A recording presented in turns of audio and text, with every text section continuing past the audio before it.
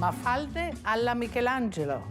Mafalde are a white pasta. It could be fettuccine, it could be dry, it could even be pappardelle and fresh. But a flat pasta is really great for this recipe.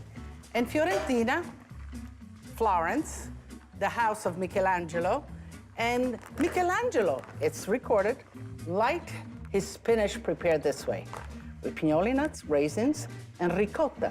So I took his favorite recipe for spinach and I made it into a pasta sauce. So let's begin with cooking the pasta. Plenty of water, especially dry pasta. Make sure that the water is salted before you put the pasta in. Put the pasta right into the water. When you have long pasta, don't go right in there and push it around because it will break. You know, Italians like our long pasta. Spaghetti, we like to twirl it, we like to play with it, we enjoy it that way. So let it kind of settle in there and it'll begin to soften up and cook. So here I have some raisins. So it was raisins, pignoli nuts, spinach, a little nutmeg, and a little ricotta. That was his favorite spinach. But let's reconstitute the raisins. So just some of the boiling pasta water and let that kind of soak into. Let me put this back so that the temperature comes back to boil. And let's begin to make the sauce. So here I'm raising a little bit the temperature in the pan, the same pan that I'm gonna make the sauce. We're toasting now the pignoli nuts. Maybe just a drop of oil.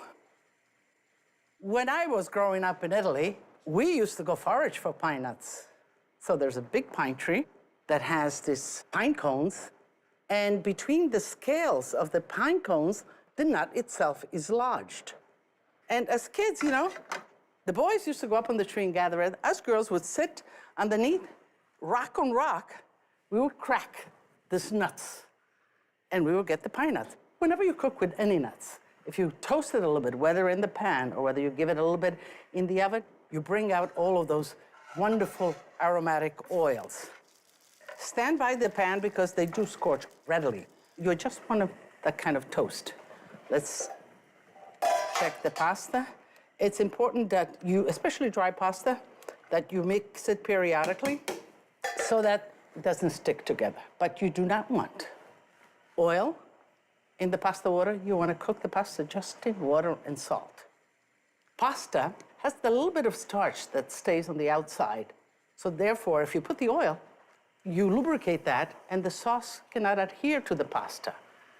And it slips all in the bottom rather than adhering to the pasta itself. And if you rinse the pasta, you do the same thing. Okay, so here are the pignoli. The aroma that comes out of the pignoli when they're toasted, delicious. And we'll put a little bit more of oil. That's it. Some nice spinach leaves.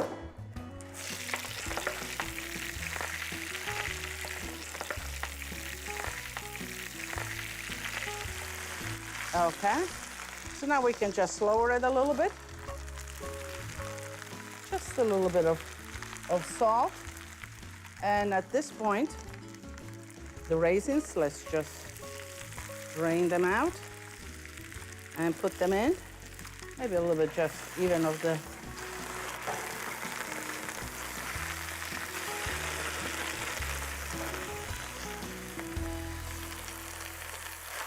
nutmeg. Nutmeg is one of those kind of tropical spices, and Italians love it very much. It's not indigenous to Italy, but the Venetian travels brought it back to the mainland, and we use it a lot in pasta. Pasta stuffing, a little bit of flavoring, and a little bit goes a long way. A little bit of condiment for the pasta.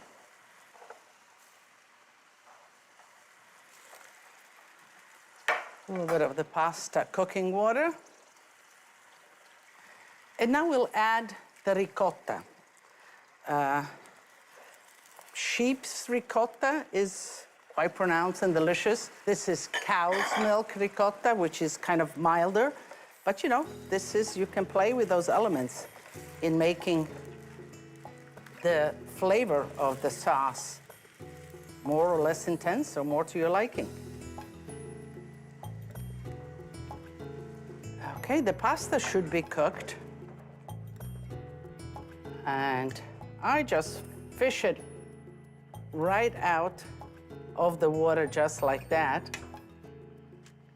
And always save some of the pasta water, because if this sauce is too tight and if I need a little bit more dressing, where will I go? I will go to the pot with the pasta water. And that's common sense.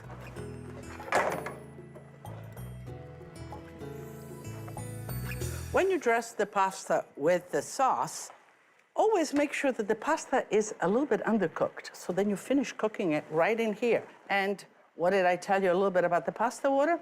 So I feel it needs to cook a little more. Just put a ladle full of the pasta water and it will work beautifully. At this point, let's put the toasted pine nuts in there. And I think the pasta is flowing beautifully. So I'm gonna shut the heat. And at this point, I'm going to add the cheese, the grated cheese and the fresh pepper. So lots of fresh ground pepper. Adding ground pepper at the end is really the best to get the most out of the aroma of the pepper itself. If you cook pepper, then you get a lot of the bitterness from the tannins. So you want to just grind it the last minute on top of the pasta or wherever you want to put your pepper. And of course now is the cheese. So just add it the last minute. And also, this kind of warmth of the pasta now just releases all the aromas. So you don't want to lose those aromas. So I'm actually ready to plate it.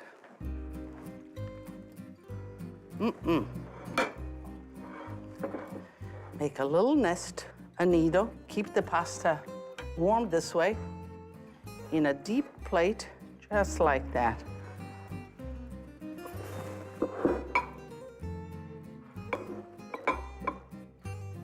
Simple and delicious, just a little bit of added cheese. And of course, where's my fork?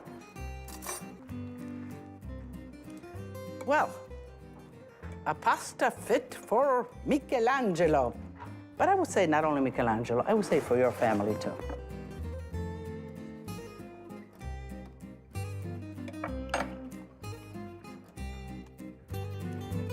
Delicioso.